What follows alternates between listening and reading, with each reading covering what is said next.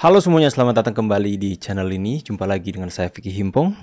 Semoga teman-teman semua di rumah bersama dengan keluarga tercinta selalu dalam keadaan yang sehat. Kita akan bahas apa hari ini ya?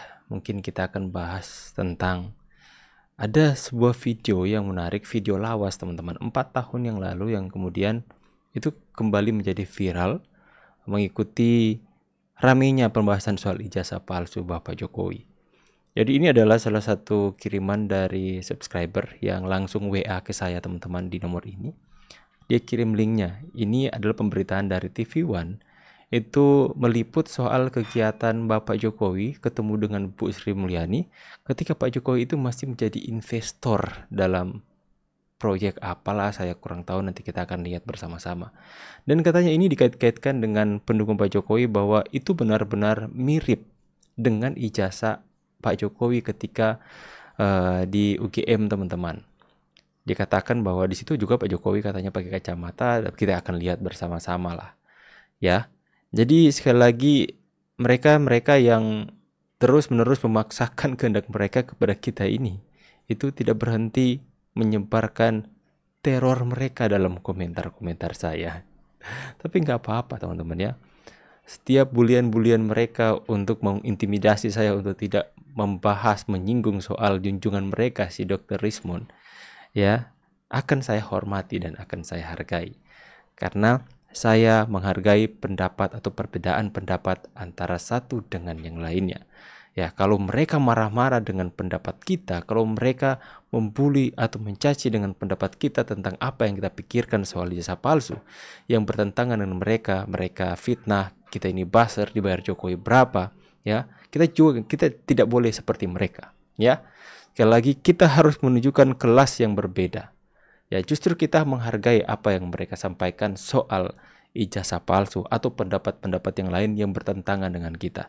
Jangan lagi kita mengatakan bahwa mereka buzzer. Jangan lagi kita mengatakan bahwa mereka seperti ini dan seperti itu. Kita harus menunjukkan kelas yang berbeda, ya. Harus menunjukkan intelektual yang benar-benar matang, teman-teman. Jangan sampai kita menunjukkan karakter seperti mereka. Kalau ada yang berbeda pendapat dengan kita caci maki mereka, kita hujat mereka. Jangan, teman-teman. Ya, biarkan mereka seperti itu. Kita jangan. Kita tunjukkan kelas yang berbeda. Oke, teman-teman ya. Kali ini video Pak Jokowi yang dulu diupload 4 tahun yang lalu di TV One kembali menguat di permukaan. Kita akan sama-sama menyaksikan teman-teman terlebih dahulu sebelum kita bahas lebih lanjut soal hal ini.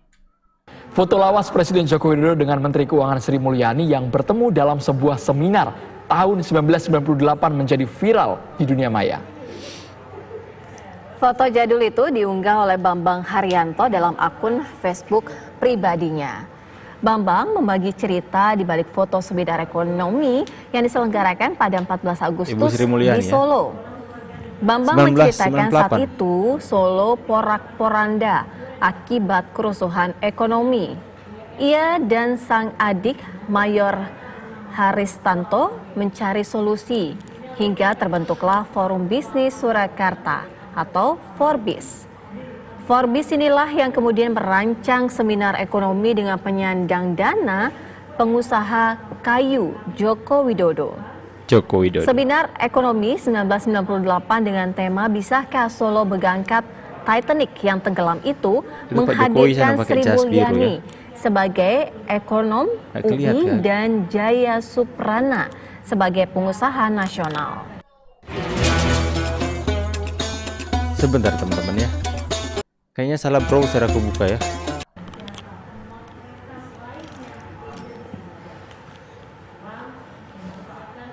Itu Pak Jokowi jangkungnya.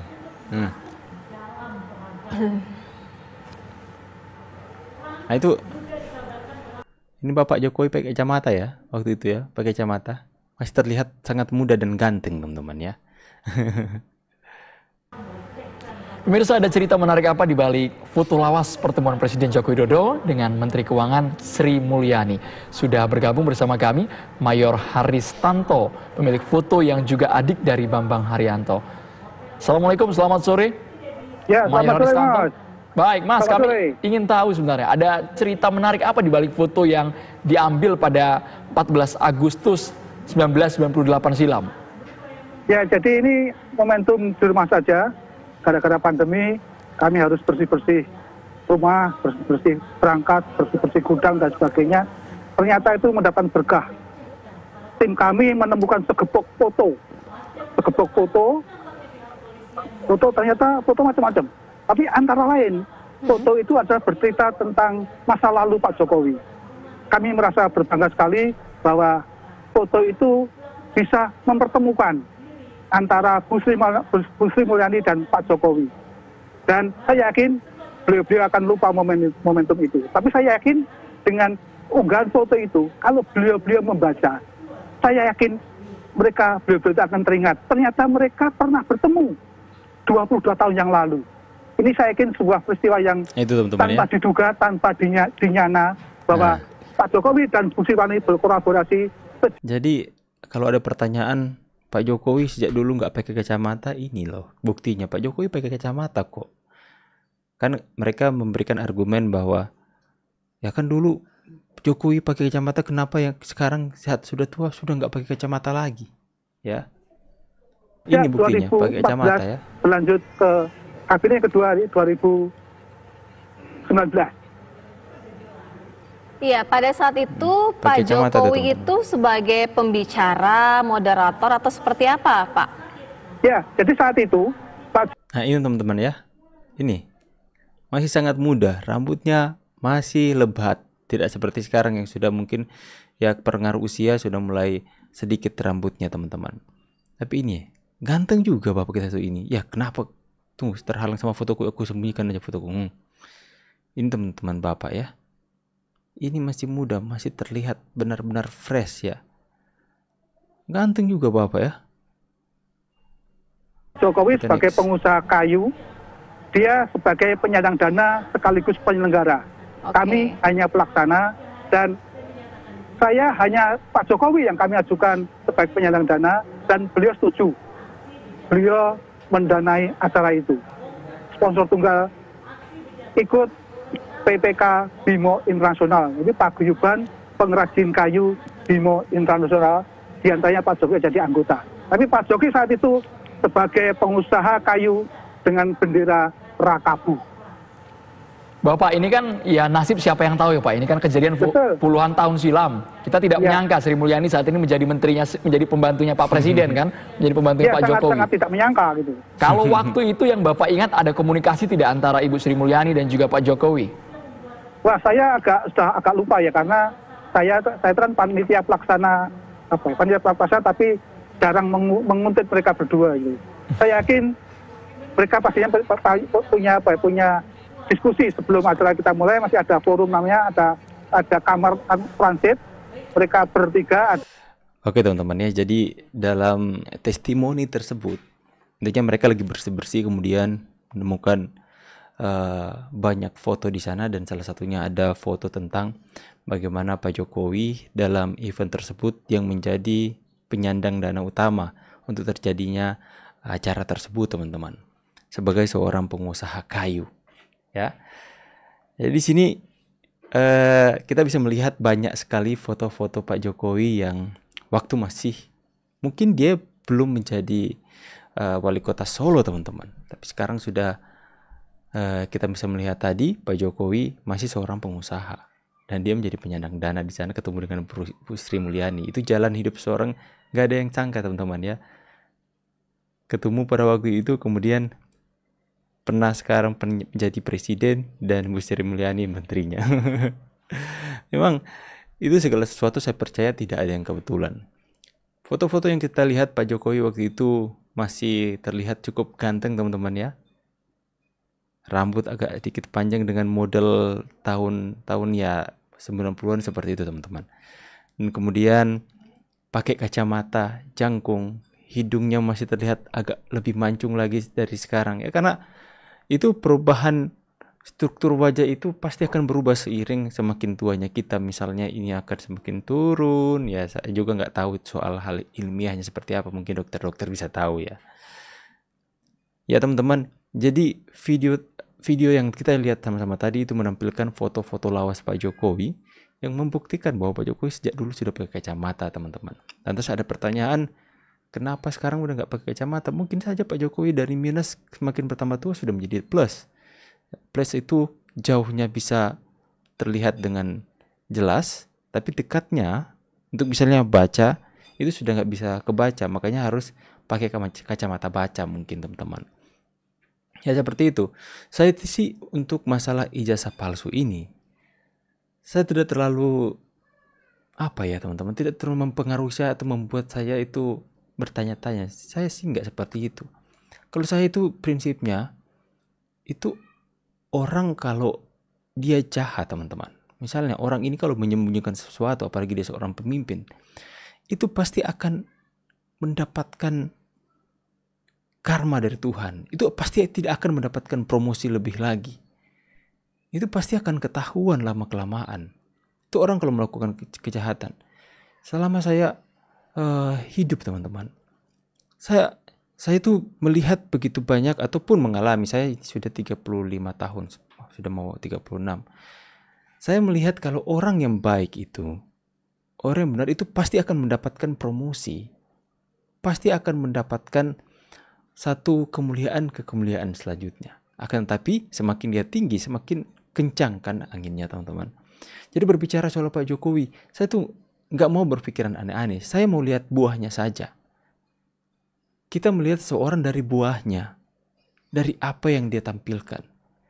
Coba kalian pikir, orang kalau hatinya bersih, orang kalau hatinya baik, tidak dipenuhi dengan kemunafikan, tidak dipenuhi dengan kebohongan, tipu daya, pasti hati yang bersih itu akan terpancar dari perkataannya, dari kelakuannya, dari cara dia bersikap.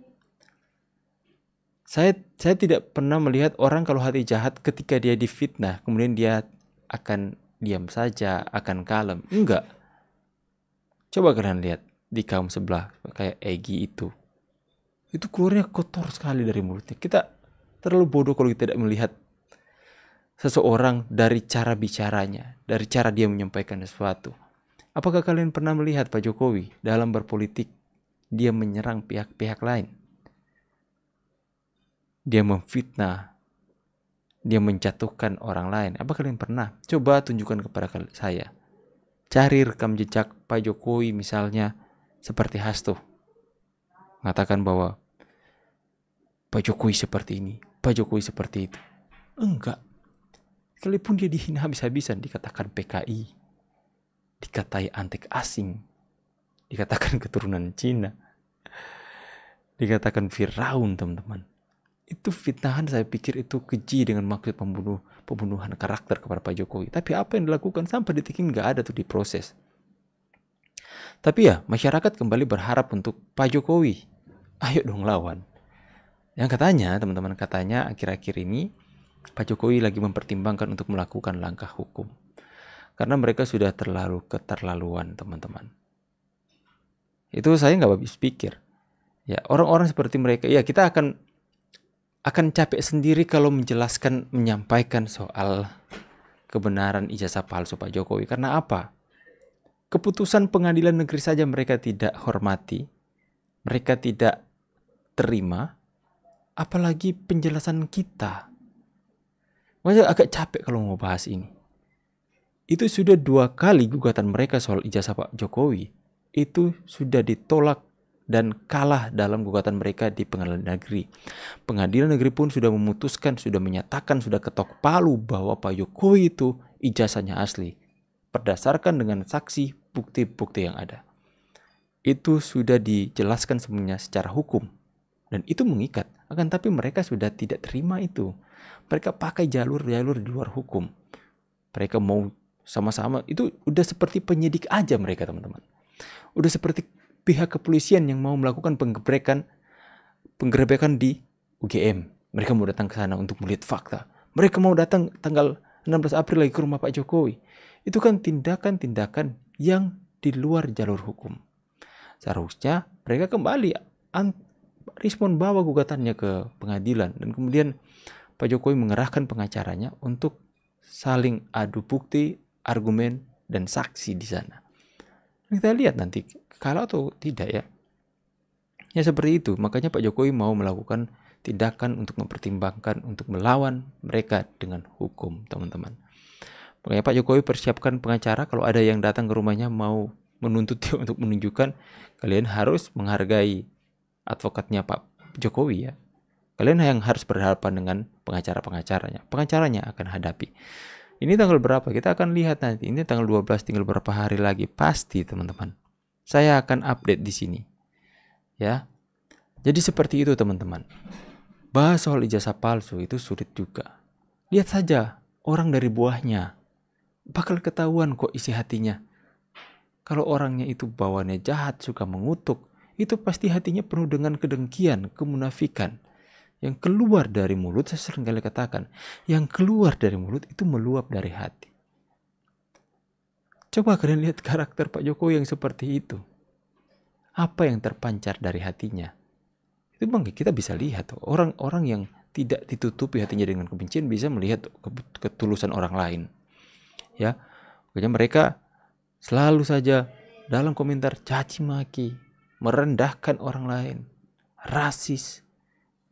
Tapi lucu aja ya orang-orang seperti mereka teman-teman, hatinya sudah tertutup dengan kebencian.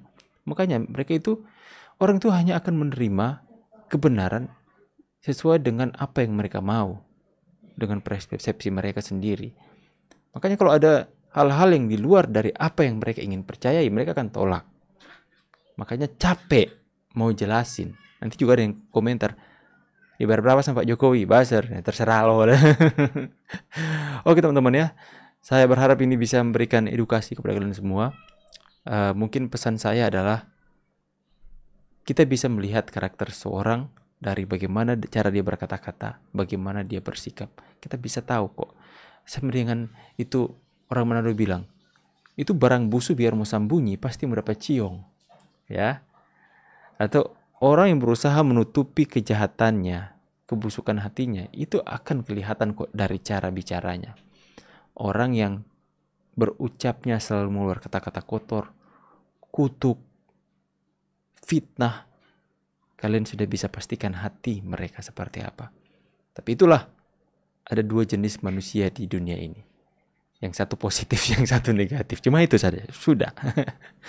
Oke teman-teman, saya mau sanding kembali sebelum saya tutup pembahasan kita hari ini bahwa sudah semakin dekat untuk keberangkatan kami ke Solo, ke rumah Bapak Joko Widodo. Luar biasa teman-teman ya. Jadi saya akan jelaskan kembali untuk agenda kita. Akan sampai di Solo tanggal 20 April. Di sebuah hotel yang sudah kami booking sama-sama. Kami akan di sana sampai siang tanggal 20. Mungkin teman-teman yang lain sampainya malam teman-teman.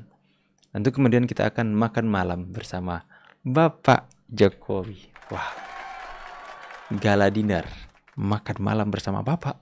Wow, luar biasa. Ya. Dan kemudian teman-teman, besoknya kita akan tanggal 21 April, kita akan jumpa beliau lagi di rumah kediamannya. Luar biasa sekali teman-teman. Dan kemudian kita tanggal 21, tanggal 22 dan 23 itu kita akan ada di Yogyakarta. Kita akan jumpa fans di sana. Kemudian 25 dengan 26 kita akan ada di Jakarta. Kalau nggak salah nanti saya akan baca kembali rundown-nya.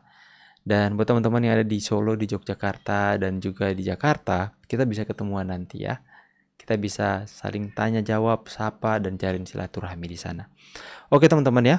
Dan saya mau mengucapkan terima kasih banyak buat teman-teman semua yang sudah berkontribusi untuk meringankan perjalanan saya dari Manado ke Solo rumah Pak Jokowi dan perjalanan kami ke sana teman-teman. Besar kecil yang sudah kalian berikan, saya sangat mengapresiasi dan aku doakan apa yang kalian buat ke saya, kebaikan yang sudah kalian tabur, kalian akan menuai dengan berlipat kali ganda. Amin. Ya, ini juga teman-teman yang masih mau ingin berkontribusi, masih ada 1 minggu lagi untuk keberangkatan saya teman-teman.